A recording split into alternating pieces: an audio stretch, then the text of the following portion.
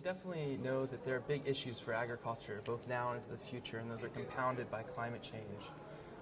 In particular, one of the things that we see as important is animal agriculture's contribution to climate change, which sometimes is left off the map, but it's nearly 1/5 of global human-induced emissions. And we're now raising, in 2010, we raised over 70 billion land animals for human consumption. So it's an issue that needs to be tackled. It needs to get tackled holistically.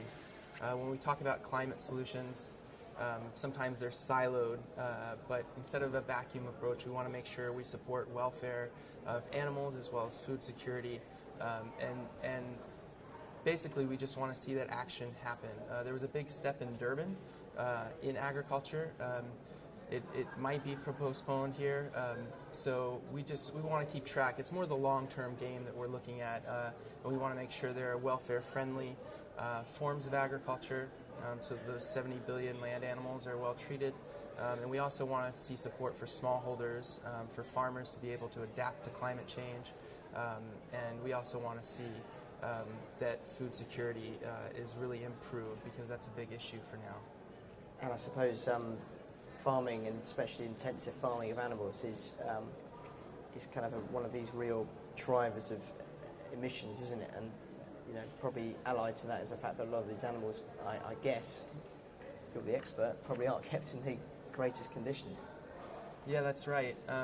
So I mentioned how many farm animals were raised in 2010, but that number is also expanding. We're looking at big increases in production, particularly in developed countries, and a large part of that is going to be more in these industrial settings.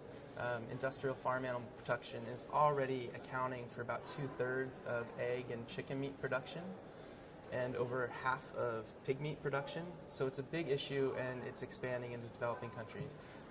And what happens is, in those systems, oftentimes thousands or hundreds of thousands even of animals are confined in barren, small environments where they don't have much room to move, cages, crates.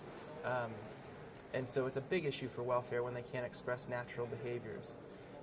But we have seen an international trend away from this. There are good laws now in the EU, one that's going into effect January 1st.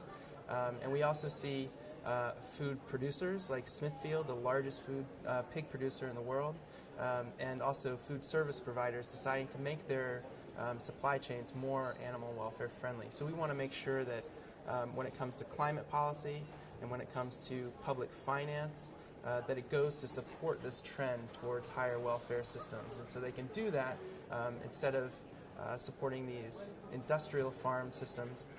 Make sure those, if they do support them, they're at least more welfare friendly, but also supporting smallholder farmers more directly and women farmers.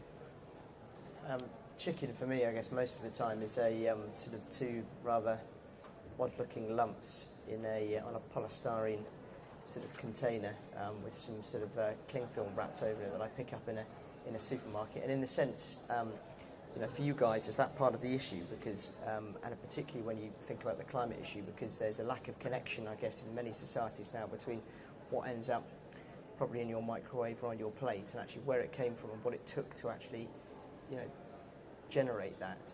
How do you break down that barrier between produce and the actual, where it's farmed?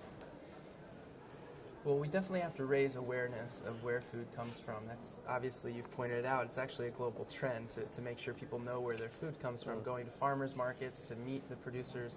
And so we definitely work to raise awareness. We oftentimes will include videos about how production actually happens, and so you can see that, and if you follow us, we try to get the word out about actually what is happening.